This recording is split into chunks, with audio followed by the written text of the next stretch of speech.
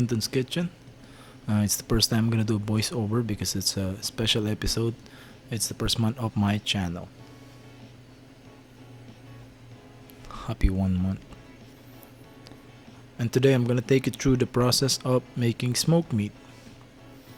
So I usually just start by making the rub for the smoked meat. And here you can see I'm grinding my own pepper. And I always use freshly ground pepper para mas intense yung flavor. So in a bowl I put together equal parts of salt, pepper, sugar, and paprika. Some people do less, some people do more, some people just use salt and pepper, some add garlic powder, onion powder. So really it's personal preference when it comes to flavor, no? Kung ano yung gusto mong outcome, it's totally up to you.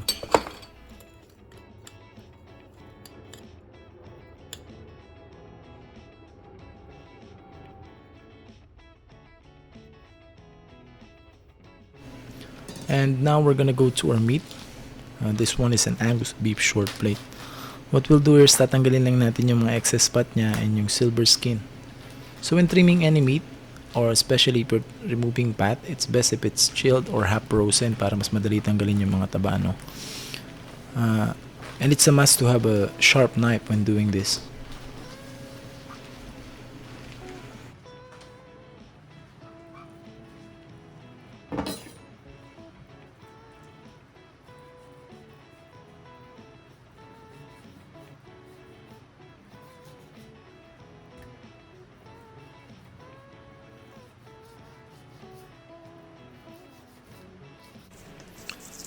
When trimming short plate, you don't need to leave much fat outside kasi nga short plate siya. It's equivalent to pork belly but it's on the beef.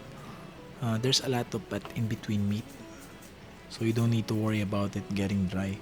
Unlike sa brisket, you need to leave fat outside kasi there's a leaner side on the brisket na you need to prevent from getting dry. But don't get me wrong, brisket is better.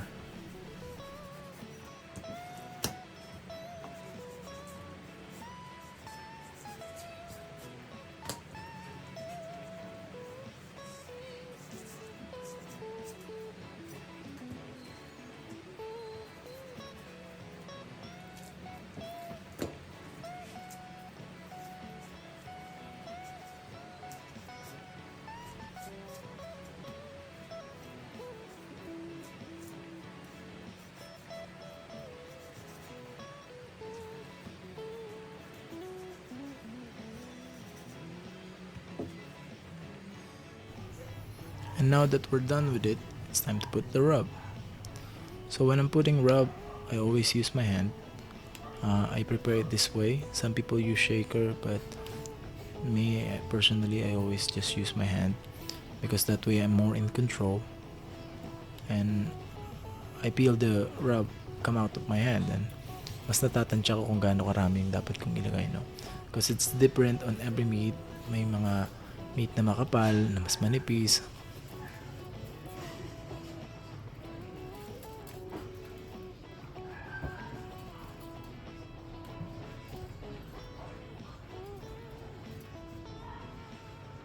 So I just tap it with my hand and I just usually leave it for 5-10 minutes before I turn it over to make sure that the rub sticks to the meat. Now I'm doing the other side and the same process as well.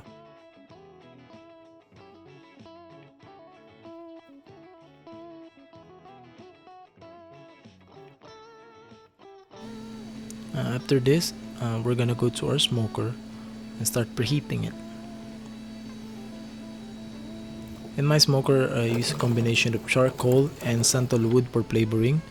I tried using before yung mga ibang wood like alder and oak, but here in the Philippines, it's hard to come by and it's kind of expensive then.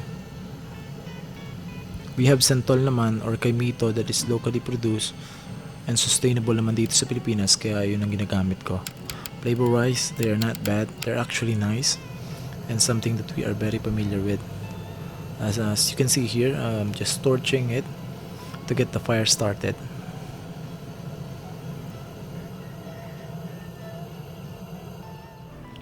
Now once we see this clear blue smoke on our chimney and our temperature is around 275 to 300 degrees Fahrenheit, we can start to put the meat in. Once we put all our meat in, we're gonna close it. We're gonna maintain the temperature at around 225 degrees to 240 degrees Fahrenheit.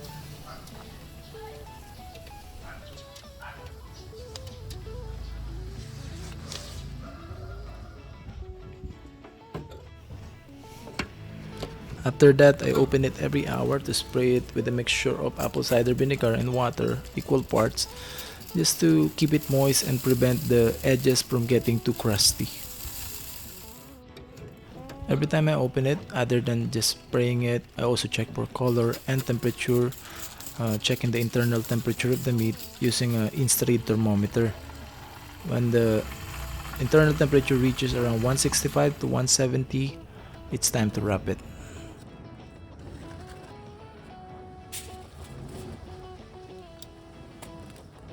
The smoker term for this is called crutch. It's basically wrapping your smoked meat with foil as tightly as you can to lock in the moisture.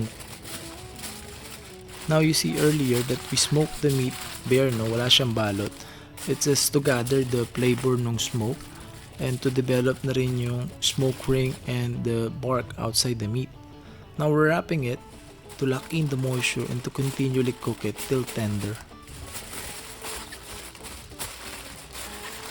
Now after we wrap all the smoked meat, we're gonna return it in the smoker and still maintaining the temperature of 225 degrees to 240 degrees Fahrenheit. Every hour I still check the temperature. Once it reaches around 195 to 205 degrees Fahrenheit, you can start to pull it out. But I mostly depend on the feel. Once the thermometer can easily go through the meat, then you can pull it out. Once I take out all the meat out of the smoker, I just put it on top of the prep table and just let it rest for 2 or up to 10 hours. Now it's time to unwrap our meat. One way to know if you did good really is once you open it and you lift the meat, it will bend but it shouldn't fall apart.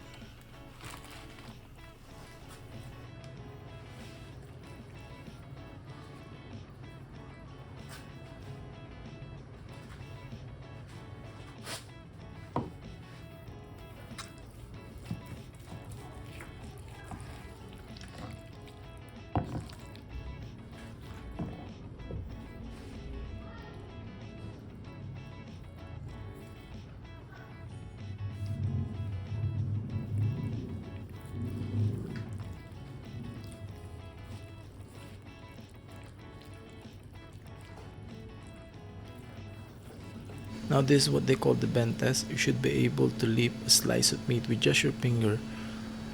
It will bend but it shouldn't fall apart. And here you can see also the smoke ring that developed, of course, through smoking. Smoke ring won't happen inside an oven or even if you use liquid smoke. Smoke ring only happens if you really smoke the meat.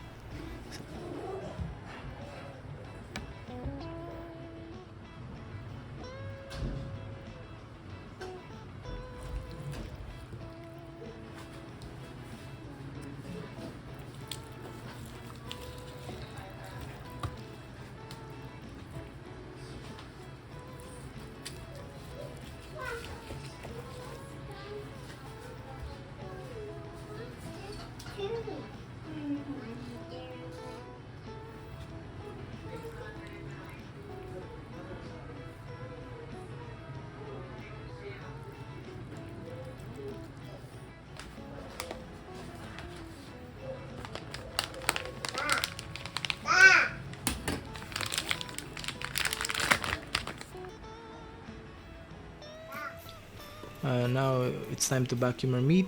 What I'm doing here is just sanitizing this vacuum sealer, of course, for food safety.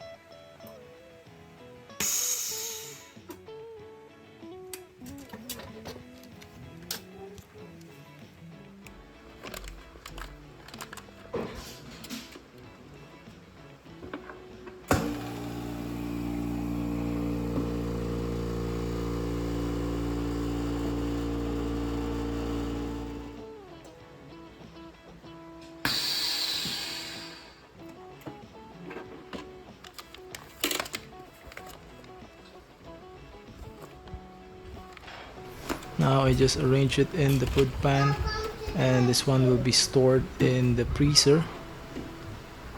uh, Thank you for watching.